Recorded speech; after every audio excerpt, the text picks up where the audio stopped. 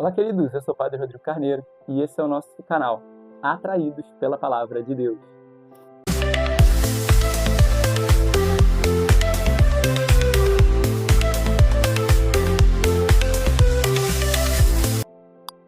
Seja muito bem-vindo, então, ao nosso canal. Você que está chegando aqui a primeira vez, você que já está com a gente aí nos acompanhando nesse processo, nesse projeto de anúncio da Palavra de Deus. Hoje, quarta-feira, dia 14 de maio, dia de São Matias, um dos apóstolos, né? Sucessor do apóstolo Judas, depois que ele deixou o grupo dos 12. Hoje também é um dia especial, que é o dia que estou embarcando para a nova missão, sob a bênção de um apóstolo, né? Para a nova missão lá no Chile. Então peço que, se você puder hoje, reze uma Ave Maria por mim, por favor, pela viagem, pela missão, pela chegada, por esse novo começo na minha vida, né? E é muito bom, assim, foi muito significativo para mim poder ir nesse dia, no dia de um dos apóstolos, né?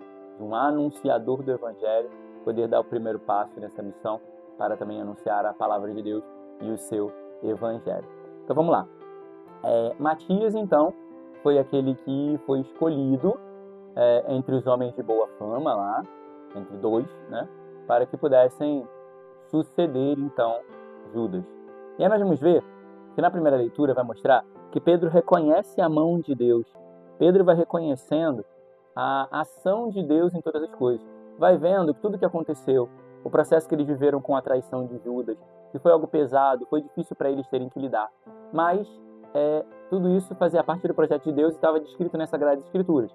Ele vai dizer isso na primeira leitura. Então Pedro, cheio do Espírito Santo, tomado pelo dom da sabedoria, que é um dom do Espírito Santo, ele vai conseguir fazer a leitura da mão de Deus na história. Quando a gente começa a fazer essa leitura da obra de Deus na nossa história, naquilo que está acontecendo, nas coisas ao nosso redor, isso é o dom da sabedoria. O dom da sabedoria é esse dom que nos impulsiona e nos dá essa capacidade de fazer, então, a leitura daquilo que é de Deus, das coisas que são de Deus, ao longo da nossa história. E aí, eles estavam vivendo com esse peso, porque Judas era um deles. Judas caminhou com Jesus, Judas caminhou como um deles, Judas aprendeu, escutou as mesmas coisas que eles, só que se tornou o traidor. Então aquilo que era um peso. Mas aí eles vão dizer, a palavra também nos diz que outro deve assumir o seu lugar. Então eles vão, imbuídos pela palavra de Deus. Olha como os apóstolos eram muito fiéis à ação do Espírito Santo e eram muito fiéis à palavra. Pedro está falando da palavra de Deus, ele leu, fez a leitura a partir da palavra e trouxe também o elemento de que a palavra dizia, outro deve substituir o seu lugar. Então os discípulos foram se tornando, também a partir da experiência com o Espírito Santo, homens da palavra de Deus. Eu e você também precisamos nos tornar homens e mulheres da palavra de Deus, para que a palavra saia dos nossos lábios, para que tenhamos entendimento e direção do que fazer na vida a partir da palavra de Deus. Que a palavra de Deus seja o nosso norte, que a palavra de Deus seja a nossa segurança, que a palavra de Deus seja esse porto seguro, que a palavra de Deus seja esse objeto de desejo do meu coração para escutar a Deus. Porque às vezes eu não vou conseguir escutar Deus diretamente no meu coração, na minha oração, mas nós podemos escutar a Deus através da sua palavra também. Então nos tornemos homens e mulheres apaixonados pela palavra de Deus. E aí, isso mostra, quando eles vão dizer também que outro precisa assumir o lugar, é que além da dificuldade que eles enfrentavam de Judas ter traído, a vida precisava seguir. Eles precisavam ir em frente. Eles não podiam parar. A obra de Deus precisava continuar. A obra de Deus não podia ficar parada, estagnada, mas a obra de Deus precisava continuar acontecendo. A obra de Deus precisava continuar a ser desenvolvida. E aí eles perceberam, existem pessoas capazes. Alguns estão conosco desde o batismo de João, ouviram o Senhor, viram ele ser elevado aos céus, então eles estabeleceram também um parâmetro, né? As pessoas que iam ser escolhidas precisavam estar com eles desde o batismo de João, ter conhecido, né, João e o seu batismo, ter ouvido as palavras de Jesus, ter caminhado com Jesus e ter visto ele subir aos céus. Então, cumprindo essas características, ou seja, para ser cristão, para viver a vida de Deus, precisa ter feito um itinerário, sabe? Não pode ser também qualquer um. Eu não posso simplesmente aleatoriamente sacar alguém e tirar uma pessoa. Não. A pessoa precisa ter uma caminhada, né? Precisa ter um itinerário. Os documentos da igreja falam sobre isso, né? Sobre a preparação para o matrimônio, né? Para você casar tem que ter uma caminhada, para você ser padre tem que ter uma caminhada. Então, Tem que ter. As coisas em Deus e na igreja precisam ter um caminho, precisam ter uma estrutura, precisam ter uma organização. A vida em Deus não é aleatória, mas ela tem uma estrutura, tem uma caminhada, né? E aí, nós vamos ver também que o elemento de substituir, de colocar alguém no lugar de Judas, na verdade, colocar alguém no lugar de Judas não é substituir Judas, não é ter um outro Judas, não é para ter uma pessoa naquele lugar, mas é para completar o número dos 12, para somar naquele lugar, para fazer a diferença, para continuar aquela obra. Então, por exemplo, quando eu estava preparando isso, eu lembrava, agora, 2 domingos atrás, né? 2 domingos atrás, eu me despedi da paróquia, né? E o meu, bendito seja Deus, meu grande amigo, o Padre Wallace, assumiu a paróquia. Ele não foi para lá para me substituir. Ele não foi para lá para tomar o meu lugar. Ele foi para lá para continuar a obra de Deus. Então, olha a diferença que tem. Porque isso tira um peso dele e da comunidade. Ele não está ali para me substituir, porque se ele estivesse ali para me substituir, substituição, por exemplo, num jogo de futebol, quando um jogador é substituído, a gente coloca um outro jogador, porque de repente aquele está cansado ou não está rendendo, e a gente coloca um outro para substituir, para render mais, para fazer talvez o que o outro não estivesse fazendo. E não é esse o caso nas coisas da igreja. As trocas de padres e as transferências não são porque necessariamente o outro não está fazendo o que deveria fazer. Não é. Mas é porque é para completar a obra, para trazer um novo olhar. Isso também vale para as mudanças de coordenação. De repente você está há anos aí se achando o suprassumo, que não larga o osso, porque ninguém vai fazer como você faz. Bendito seja Deus, porque a igreja não vive só do que você faz. Mas pode ser que outra pessoa assuma essa coordenação e vai não fazer como você. Ops, tá caindo aqui, tá descendo. Talvez a pessoa não vai fazer como você, mas ela vai trazer um novo olhar, uma nova visão, ela vai trazer um novo posicionamento, ela vai trazer uma nova maneira de conduzir aquela pastoral. Então isso vale para tudo na igreja.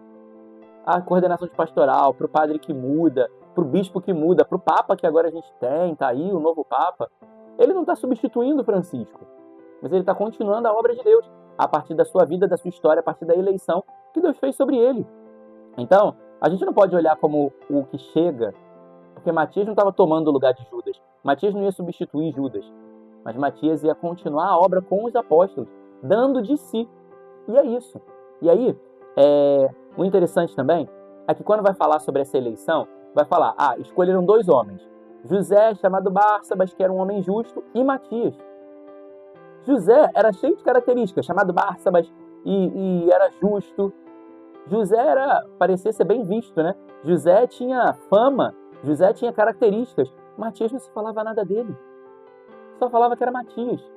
E olha que beleza. Aquele que talvez tinha mais prestígio aos olhos dos homens, aquele que talvez estava com mais características afiadas, aquele que talvez agradasse mais o povo, não foi o que Deus escolheu. Mas Deus escolheu aquele que era o fruto da sua vontade. Então, queridos, precisamos, e tem falado isso ontem mais ou menos, que temos que estar atentos, né?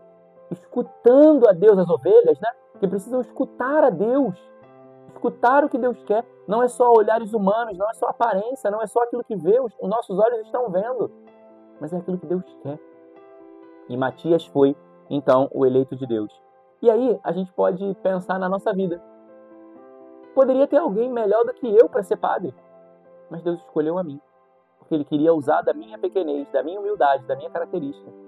Talvez você também, você não aceita o convite que o padre te fez, ou você vive se desvalorizando e se escondendo de assumir alguma coisa, porque você acha, tem gente melhor do que eu. Pode até ter alguém melhor, mas Deus quer você. Poderia ter muitas pessoas, e deve ter mesmo, porque você é muito ruim, cabeça dura, mas Deus escolheu você. Então diga o seu sim. Seja fiel naquilo que Deus te chamou. Permaneça no amor, a gente vai ouvir isso agora no Evangelho, permaneça no amor. Acredite na eleição e na escolha de Deus. Acredite que Deus escolhe quem Ele quer para poder fazer essa obra, para capacitar e para desenvolver. Então, vai dizer também o Salmo que o indigente foi colocado para sentar entre os nobres. O indigente é aquele que ninguém quer perto, é o desconhecido, é aquele de quem ninguém fala. Mas Deus o levantou para sentar no meio dos nobres.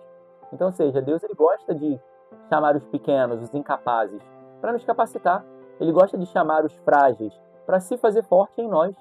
Então deixe essa obra de Deus acontecer. Pare de se esconder, de se esquivar, de se desvalorizar. Para com esse porque eu. É porque Deus quis, não é porque você. mas é porque Deus quis. Porque eu fui escolhido, não importa, Deus quis você e isso basta. E Ele te escolheu por amor, porque vai dizer o Evangelho que Deus nos amou e Jesus também nos amou. E Ele nos amou como? Sacrificando a sua vida, doando ela até o fim e abrindo para nós o céu. Doando ela até o fim na cruz e abrindo para nós. A cruz é a grande chave que abre a porta do céu, né? Então, quando Ele nos chama a permanecer no amor de Deus é, na minha vida, fazer meus sacrifícios, na minha vida, doar e gastar até o ponto da cruz para que possa se abrir para mim o céu. Então, às vezes naquilo que eu não acho que eu sou capaz, por que Deus me escolheu? Me escolheu por amor, me escolheu porque Ele me ama, me escolheu porque Ele quer um sacrifício da minha vida, me escolheu porque Ele quer que eu carregue essa cruz com Ele, me escolheu porque Ele quer me levar para o céu. Então não questione as escolhas de Deus, somente acolha. Deus te escolheu para ser amor. E amor é sacrifício, amor é cruz, amor é doação, mas amor leva para o céu.